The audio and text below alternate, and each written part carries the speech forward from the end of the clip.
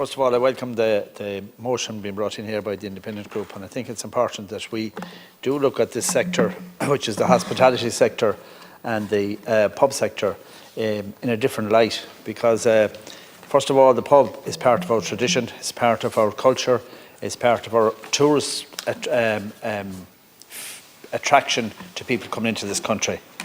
And what I'm finding happening on the ground is that the pubs they're downsizing. Where they would have a big space, they've now cut it down to a small little bar size. They're relying on a few customers coming in and maybe a party ever so often, a 21st or a 40th or a 50th or a 60th, or maybe in my case, maybe 70th or an 80th. But that's what they're relying on in the pub trade in rural Ireland. But what you have, I think, is there's a complete disconnect between what's happening on the ground. And one of the things that has happened is the fact that the rates that these businesses pay have been changed, and in most cases, in lots of cases, they have gone up for the people in the hospitality sector.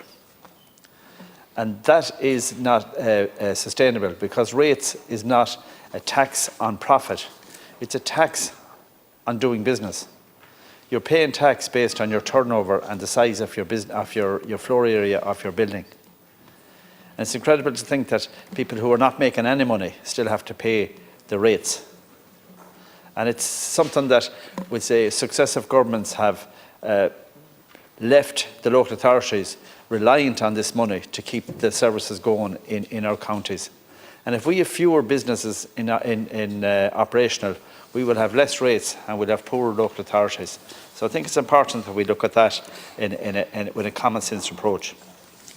The other issue that sometimes I get annoyed about is the government will make an announcement that they're increasing the minimum wage by so much in the next budget or next year or whatever. And the announcement is made as if the government are paying for it, when in fact they're not. It's actually been paid by the hard blood, sweat and tears of the coffee shops, the bakeries, the small shops and the pubs around this country. And what happens is, it's not just that the person who's on the minimum wage will get an increase. Everybody else that is employed in that business will also have to get an increase.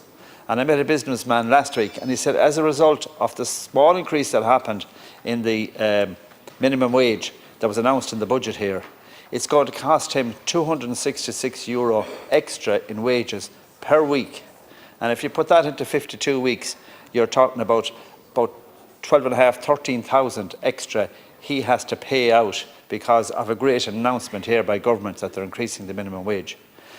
And part of that cost is because he has to pay more PRSI as well. And I think it's important that we look at this when we make these grandiose announcements about minimum wages, and it's great, and it's you might think it's very popular, but what's happening with it is that it's actually crucifying business as well.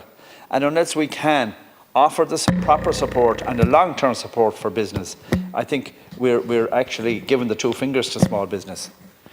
It isn't often that you see the publicans and the retail sector, or the restaurants coming together to try and alert people to this. And having the march here yesterday in Dublin was a point which says exactly that. They are in trouble. We need to do something for them, and we need to do something long term for them. Thank you, Cathaoirleach.